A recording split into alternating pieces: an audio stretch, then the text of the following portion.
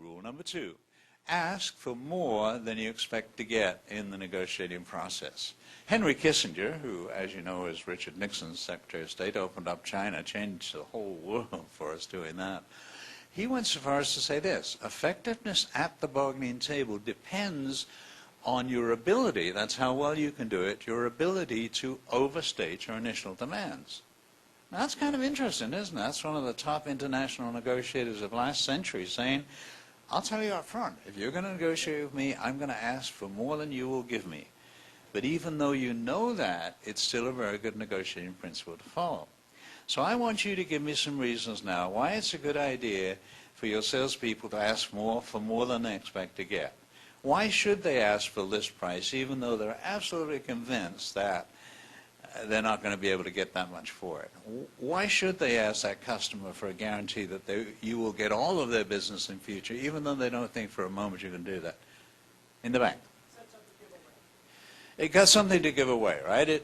It just makes it easier to get what you really want if you've got some negotiating room there. If you're selling, you can always go down. If you're buying, you can always go up, but you can't go the other way. A while back, my oldest son, Dwight, came to me and he said, Dad, could I borrow the Corvette tonight? And I said, well, wait a minute, Dwight, that's a pretty fast car. I don't think I'd feel comfortable with you driving around all night in the Corvette. And he looked really disappointed and he said, well, could I borrow the minivan then? I said, well, all right, I guess I don't have a problem with you borrowing the minivan. And I didn't think anything of it until half an hour later I looked out into the driveway. Now, Dwight plays bass guitar with this group. He's loading these huge loudspeakers into the back of the minivan. Thinking, wait a minute. He had no intention of borrowing the Corvette.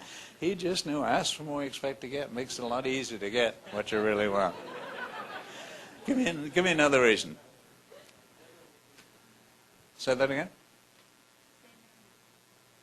Same answer? Okay. I'm a positive thinker here. Martin, you're a positive thinker, aren't you? Positive? Yes, positive. Would you like me to speak English for you so you can understand me a little better? They may say yes. They may say yes. Very well done, Martin. You just don't know how the universe is aligned on that particular day. I mean, God could be leaning over a cloud looking down at you and saying, look at Martin. He's been working so hard for so long now. Let's just give him a break. It could happen, and the only way you're going to find out is to ask. Okay, give me another reason for asking for more. What would be good about saying, oh, yeah, we charge more for this service than anybody else on the planet? You won't find anybody who'll charge you this much value, right? If your salespeople are saying to your customers, well, this is list price, but for you, I'll do it for this, you're immediately discounting that perceived value. Leave that full number up there in writing if you possibly can. That's another one of the 7 keys to credibility. People believe what they see in writing and they won't believe when they just hear it. Let it sink in as the true value. If you have to make any concessions, make them very reluctantly, make the other side work for them. Why do you think Henry Kissinger is saying ask for more in international negotiations? He wants to create a climate where the other side can have a win. If you go in with your very best proposal up front, there's no way that they can negotiate with you and have a win. And inexperienced negotiators always want to do this. This is your salesperson who's saying to you, look, I'm going out on this big proposal today. I know it's going to be competitive. They're talking to everybody else in town.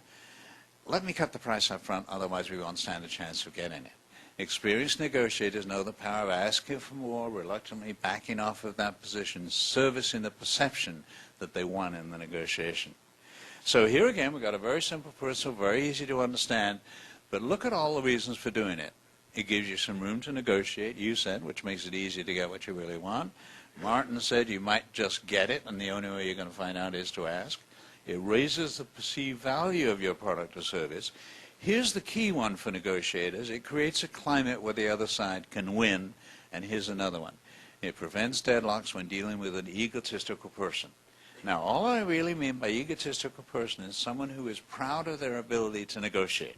You've all met these people, right? They're horse traders from way back. They're going to negotiate with you. They're going to get a better deal from you. And if you don't give them room to have a win, the negotiations will deadlock on you.